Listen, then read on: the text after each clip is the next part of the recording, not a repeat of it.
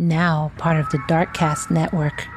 Welcome to Indie Podcasts with a dark side. A 4-year-old's life cut tragically short. A shocking explanation from the caregiver. And an autopsy that raises even more questions. Today, we're talking about the case that's as heartbreaking as it is infuriating. Welcome to Love and Murder, Heartbreak to Homicide. I am your host, Kai, and if you're new here, go ahead and take a listen. If you like it, go ahead and subscribe so you don't miss any more episodes. If you're a returning lamb, as usual, thank you so much for coming back and gracing me with your presence. Also, I want to remind you that these are quick rants because I am on vacation. So for now, until January 6th, you will be getting quick rants, which could be episodes from 5 minutes on up. Now that I gave you that reminder, let's get into your Monday episode. On the night of November 21st, 2024 in Kannapolis, North Carolina, just before midnight, police were called out to the 1600 block of Old Rivers Road after receiving reports of an unresponsive child. When they arrived, they did find 4-year-old Stormy Williams unresponsive. Tragically, she was pronounced dead at the scene. The young girl had been staying with her aunt, 31-year-old Vanity Rubenstein Williams, since October and was in her care at the time of her death. Vanity told police, I guess she was running and she hit her eye on a table. Really? That was your explanation? You know what? I'm sure this has actually happened, and I'm sure it's people like this who ruin it when it actually happens to somebody's child, and you're trying to tell these people, I swear to you, she ran into the table and hit her eye. That's how she got the black eye. And then people are looking at you like, I'm sure. So let me not feed into that because it could happen. So let's get back to the case. Stormy's grandmother, Tia Sanders, said of Vanity's explanation, quote, even if you didn't do it or cause it or whatever the case may be, you're going to call the police. You have a car. You're going to take her to the hospital. You went upstairs and laid down like you didn't care. So that makes me feel like you never cared about her. Well, okay, Grandma, that's what I'm saying.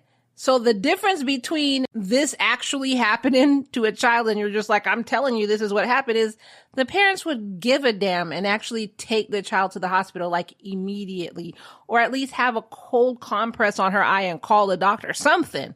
You're going to do something. This woman apparently just went upstairs. She was like, oh, you hit your face? Well, sucks to be you. You live, you learn, right? I'm going to take a nap because I'm tired. On November 23rd, Kannapolis police arrested Vanity and charged her with 1 count of felony child abuse. She was sent to Cabarrus, I don't know how to say that, Cabarrus, Cabarrus County Jail with a bond of $250,000. An autopsy report revealed Stormy's cause of death to be blunt force trauma.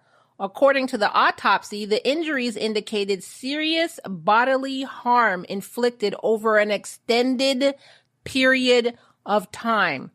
So basically, what I'm getting from what Vanity said about Stormy hitting her eye on the table and the ME saying that she died from blunt force trauma, that spells out being hit really hard in the eye, allegedly, because this is just my thoughts and the case is still ongoing and I'm not trying to be sued.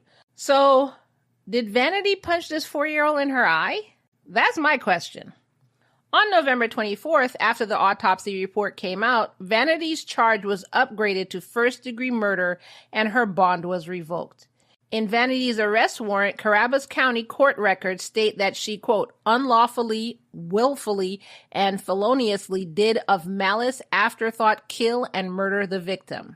Tia said, quote, I'm coping, but it's hurting so bad it's not even words that can describe the fact that I will never get to see my granddaughter get to kindergarten. I won't get to see her have another birthday. I won't get to see her do anything else, hear her laugh, hear her joke, nothing. Now, details about how Stormy came to live with her aunt remain unclear, and the same can be said about the whereabouts of her parents. Family members hinted at a history of challenges, with Tia saying that she had known Vanity since she was a child and had concerns about her ability to care for Stormy. So my question is, why was Stormy with Vanity then, and why didn't you take Stormy? I wonder if it's the same as, like, for instance, if, you just go in and take children from their parents, especially if you know they're being harmed, only if you know they're being harmed, because you don't just walk into people's house and take their children. But if a family member, like even a grandmother, takes their grandchild from like their son or daughter, then that could still be considered kidnapping.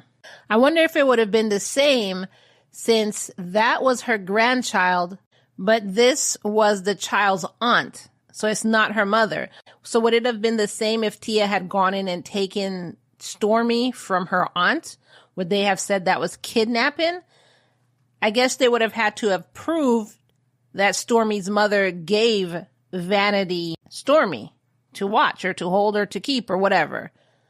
But if there wasn't proof of that, then would it have been considered kidnapping legally if Tia went in there to take the child because she was worried about if Vanity could care for her? You know what I'm saying?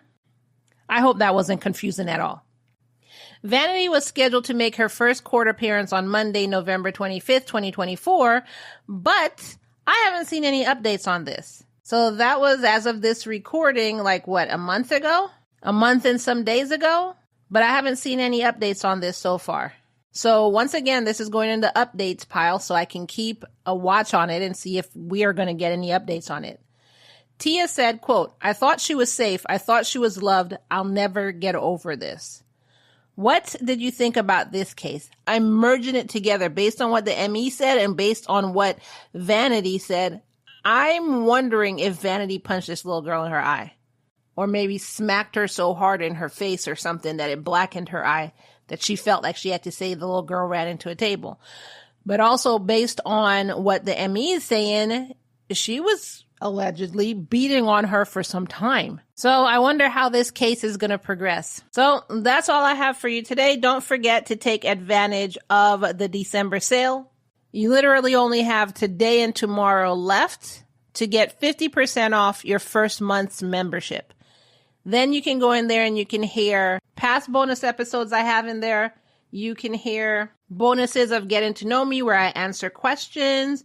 You can hear a case of a couple who threw the newborn baby out of a window. You're not even going to believe that case. Like, I said the case, I reported the case, I couldn't even believe the case.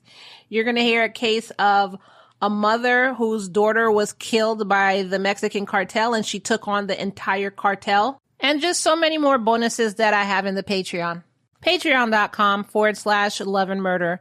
Take advantage of the sale because it only has 2 more days left, today and tomorrow. 50% off your first month of your membership of our Lamb Patreon. You'll be a sponsor of Love and Murder. You'll get bonus episodes. You'll get case extras. You'll get commercial-free episodes and intro-free episodes and more. Patreon.com/Love and Murder. I look forward to seeing you in there. And I also look forward to seeing you in season 5. Be safe out there. And as we end every episode, I remind you that it's all love and no murder, y'all. See you in 2025. Bye.